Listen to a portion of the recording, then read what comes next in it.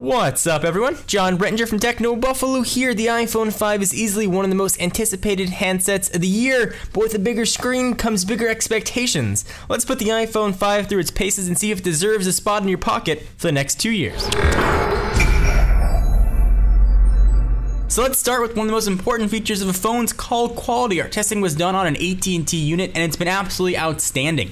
I will say though, on about 10% of calls, I did have about a 1 second delay between when I would speak and when the caller could hear me. Haven't had any drop calls whatsoever. The antenna as well has been very strong. Previously we had only 2 to 3 bars of HSPA+, I now get 3 to 4, and that same thing is true with LTE as well.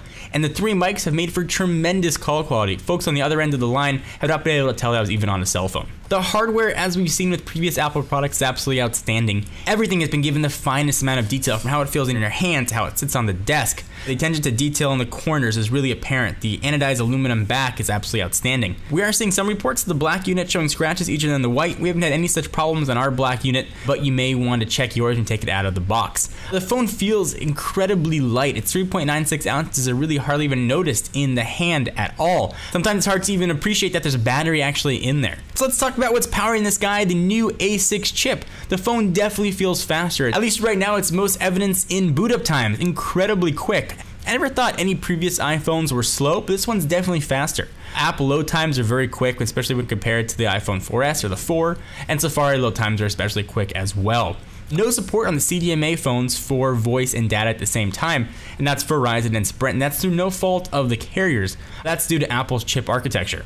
So let's talk about the screen, one of the biggest differences of the iPhone 5. It's the same screen as the 4S, just half an inch bigger. It's a 4-inch Retina display at the resolution of 640 by 1136. For those of you keeping track at home, that's a 326 ppi. So what does that do for you? It adds an extra row of icons. Essentially, the aspect ratio is now 16 by 9. So say goodbye to black bars, you now get full widescreen video, which it's wonderful for. Videos and pictures look great on the screen. You get a bigger landscape keyboard, so if you do a lot of typing in that orientation, you're going to get a really improved experience. It does make reaching for the lock button a bit difficult, which I understand is a bit strange. I've always commented on how much I hated the lock button on the right side of the phone, but I've actually gotten used to it using Samsung devices over the past few months. But if you do have smaller hands, you're going to have to shimmy the phone a little bit to get to that lock button. Something to keep in mind. You might want to try a phone in your hand before you go and pick one up. The new Lightning connector, it works just as well as a 30-pin. It charges and syncs. The reversibility of it is quite nice. Where things get a bit hazy and dicey is in the adapters and accessories. $30 adapter is highway robbery. So I understand Apple had to do it. They wanted to go all digital. They wanted to make it smaller so they can make the devices smaller. I understand that. I think the consumers have understood that as well. But a gesture of good faith would have been including an adapter in the box. When the iPhone first originally launched, it included a dock. Nothing that was necessary to the phone, but it was a really nice gesture on Apple's part. I would have liked to have seen that be repeated and have some sort of adapter included with purchase. Another big improvement here is true 4G data. We've got LTE and it is fast. On AT&T, I'm getting speeds about twice as fast as HSPA+. I am having poor wall penetration though versus competitors, and that may be due just to younger network, and that's only on LTE. So be wary if you're going to rely on LTE where you're at. You might want to double check to make sure you're going to get a strong signal indoors. So you've got a bigger screen, you've got a faster processor, you've got 4G data. How is that going to affect battery life? Apple claims battery life is a bit better than the 4S. In my experience though, that's not true. With LTE on, I'm getting about 10% less than I did with the iPhone 4S. So if you have a 4S and you end the day with more than 10%, you'll be fine. And a bit of a disclaimer, I didn't do any battery saving. I had the brightness turned on about 80%.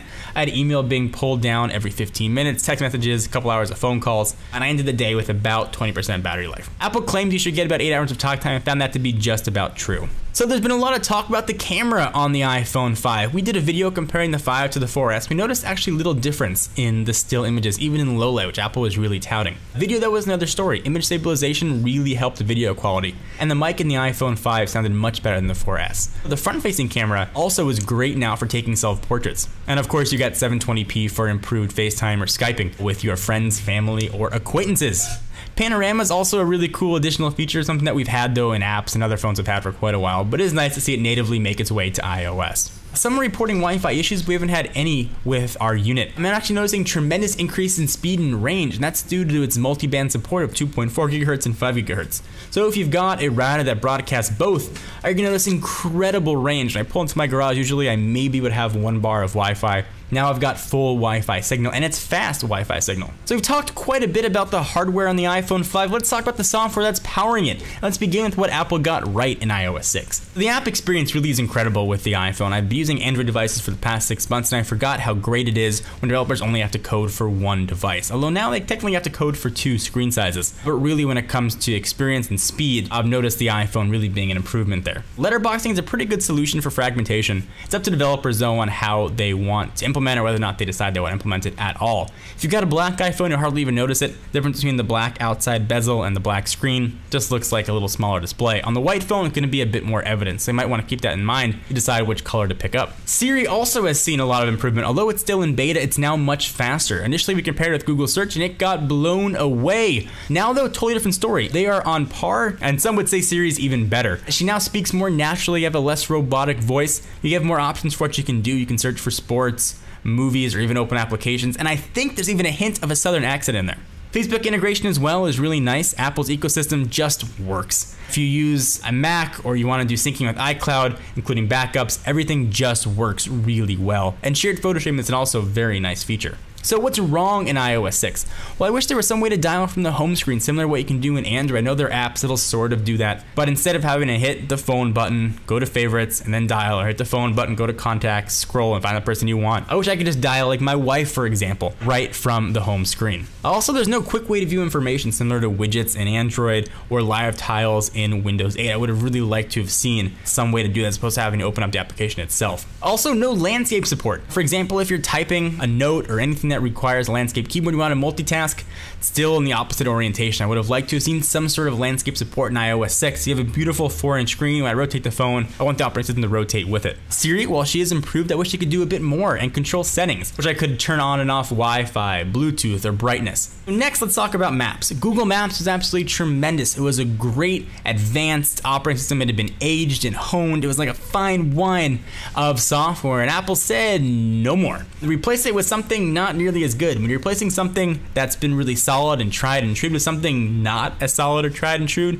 there is going to be backlash, and Apple has really seen that with Maps. And not to say it's all bad. Turn-by-turn direction actually works pretty well, but there are some glaring features. Flyover is neat to see, but instead of seeing buildings in 3D, I'd much rather see some version of Street View. So I'm going to a restaurant, I want to know what it looks like when I get there, so I'm not driving right past it. I don't really need to see what the tops of buildings look like. But I do expect subsequent versions of the operating system should improve the map experience. Apple is actively looking to hire, even rumors that they're hiring folks from the Google Maps team. So I expect Maps to become up very, very quickly. And then YouTube, keeping in line with what I did with Maps, any native Google application is now gone. It's been replaced on the iPhone with Google's own version, which gives you the same navigation you've seen with Android. I preferred the way Apple did their YouTube application, but that's just a personal preference. Passbook, I'm not sure where this one falls in the good category or the bad category. Right now it's a bit useless, but has potential to be useful. If you ever bought movie tickets on your phone and you have to take it in and have them scan it, essentially all Passbook does, it takes that barcode and that QR code, whatever it might be, puts it all in one place. Same thing with concert tickets, baseball tickets, and hopefully at some point with gift cards as well. And as developers start developing more apps for Passbook, it may get more useful,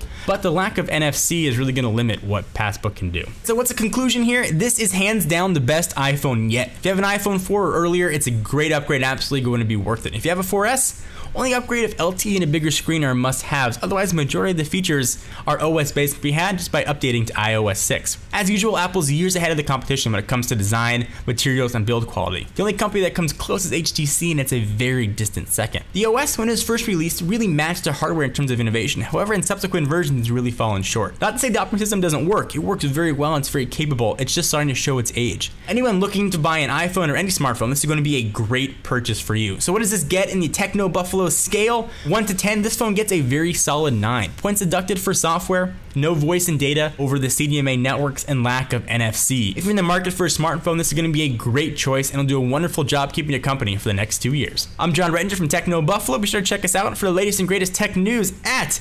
technobuffalo.com.